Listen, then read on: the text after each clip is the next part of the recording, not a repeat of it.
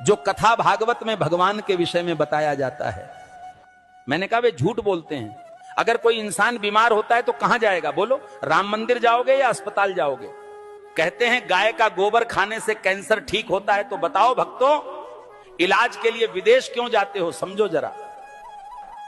ये सब हम लोगों को भगवान के नाम पर गुमराह कर रखा है। और जब यही लोग कहते हैं धन दौलत त्याग कर भगवान की शरण में आ जाओ, और खुद कहीं पर भागवत कहने जाते हैं, लाखों रुपये लेते हैं। ये मायाजाल ही तो है। भगवान की शरण में जाने का मतलब ये थोड़ी है कि अपने शरीर का ध्यान छोड़ दो। जो शरीर भगवान ने दिया है उसकी सेवा भी तो ईश्वर सेवा है। जब बुखार आता है तब राम की जगह दवा ढूंढते हो।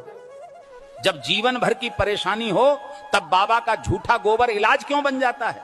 गाय पूज्य है, इसमें कोई दो राय नहीं, पर यह कहना कि गोबर खाने से कैंसर ठीक हो जाएगा, यह विज्ञान नहीं, धोखा है। जो कथावाचक कहते हैं धन दौलत छोड़ दो, भगवान की शरण में आ जाओ, वो खुद लाखों के हवाई सफर करते हैं, एसी पंडाल में रुकते हैं और पाटीदारों से लिफाफा लेते हैं। तो त्याग हमें क्यों सिखाते हो? तपस्या की राह हमें क्यों दिखाते हो, जब खुद तुमने उसका कोई अनुसरण नहीं किया? भगवान के नाम पर डर बेचकर जो अपने महल खड़े करते हैं वो संत नहीं, व्यापारी हैं। सच्ची भक्ति वो है जो आंखें खोलती है, ना कि आंखें बंद करवाती है। और आखिर में बात सीधी सी है, भगवान अंधविश्वास से नहीं, सच सेवा और विज्ञान से मिलते हैं। सीताराम सीताराम। भविष्य मालिका कहती है जब पाप बढ़ेगा तो समय न्याय करेगा और धर्म की असली परीक्षा शुरू होगी। 2032 से सत्य युग का आरंभ होगा, लेकिन उससे पहले पूरी धरती हिलेगी। प्यारे भक्तों, 2 सूरज दिखेंगे आकाश में, पर उनमें से एक सूरज नहीं, विनाश का दूत होगा। बंगाल की खाड़ी में गिरेगा अग्निपिंड और समंदर उठकर धरती को लील जाएगा। 7 रात तक सूरज नहीं उगेगा, चांद नहीं दिखेगा, बस अंधकार होगा और भय। जिसे तुम प्राकृतिक आपदा कहोगे, तीसरा विश्व युद्ध दस्तक दे चुका है। शब्द नहीं, अब शस्त्र बोलेंगे। भारत पर हमला होगा, परंतु धर्म की धरती कभी झुकेगी नहीं, क्योंकि भगवान कल्कि का अवतार होगा। जो शरण में आएगा बच जाएगा, जो अभिमान में रहेगा मिट जाएगा। प्यारे भक्तों, भविष्य मालिका चेतावनी नहीं, ये वक्त की आवाज है। जो सुन लेगा वही कल को देख पाएगा। धर्म अब उपदेश से नहीं बचेगा, धर्म बचेगा तो तुम्हारे कर्म और श्रद्धा से। जो अब भी सो रहे हैं, समय उन्हें जगाएगा नहीं, बल्कि बहा देगा इतिहास की धूल में।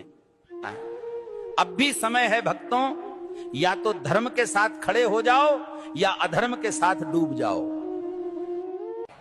कल सऊदी अरब में आयोजित मेरे सत्संग के दौरान एक भक्त ने मुझसे एक दुखद प्रश्न किया।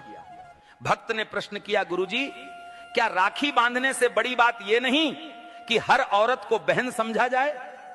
अरे मूर्खों, राखी के धागे पर इज्जत की एक्टिंग करते हो और बाकी दिन उसी इज्जत को आंखों से नोचते हो। राखी का धागा इज्जत का प्रतीक है, पर नजरें ही इज्जत न दें तो वो धागा क्या करेगा? जो आज बहन कह रहे हैं, कल उसी जैसी स्त्री को घूरते हैं। यही विडंबना है। जिस दिन पुरुष की नजर नारी को सच में बहन समझने लगेगी, उस दिन हर बेटी, बहन, हर स्त्री सुरक्षित अनुभव करेगी। भाई कहे जाने से कोई बड़ा नहीं बनता, उसके विचारों और दृष्टिकोण में सम्मान हो, यही सच्ची मर्दानगी है। राखी की रस्म निभाना सरल है, पर नीयत की सफाई असली परीक्षा है। हे प्रभु, जो स्त्री को देखकर गंदे ख्याल लाता है वो कभी भाई नहीं बन सकता।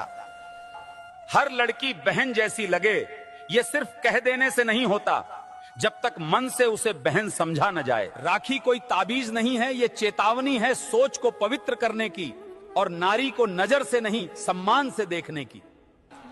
जिस पुरुष की मर्दानगी किसी नारी की रक्षा न कर सके, वो राखी के धागे का भी हकदार नहीं होता। राम के भक्त हो या डर के गुलाम, शर्म करो। हनुमान जी ने रावण को जला दिया, तुम आंख फड़कने से कांपते हो। अगर आज हनुमान जी को कुछ कहना होता तो वो बोलते, मुझे तुम लोगों को अपना वंशज कहने में शर्म आ रही है। तुम्हारे यहां बड़ी से बड़ी कंपनी का सीईओ भी बिल्ली के रास्ता काटने पर अपना रास्ता बदल लेता है।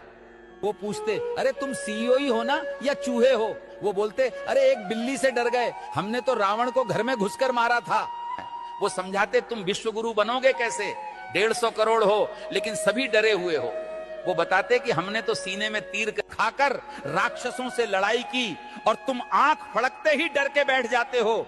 वो तुम्हें औकात में लाकर बताते कि हमने राम सेतु मंत्र मारकर नहीं बनाया, नल नील नाम के 2 इंजीनियरों से बनवाया था। वो तुम्हें जागृत करते हैं कि जो समाज डरा हुआ हो वहां साइंटिस्ट कम और गुलाम ज्यादा पैदा होते हैं। हनुमान कहते हैं, जिस समाज में तर्क मारा जाए, जहां अंधविश्वास राज करे, वहां भक्ति भी गुलाम हो जाती है। क्या तुम वाकई मेरे वंशज हो या फिर बस ट्यूसडे ट्यूसडे फल चढ़ाने वाले भक्त? भक्ति करो लेकिन विवेक से, क्योंकि हनुमान सिर्फ मंदिरों में नहीं रहते, जहां साहस है वहीं हनुमान है। सब्सक्राइब करिए, लाइक करिए, कमेंट में अपना भाव लिखिए और मन कहें तो दक्षिणा भी दीजिए। सेवा रुक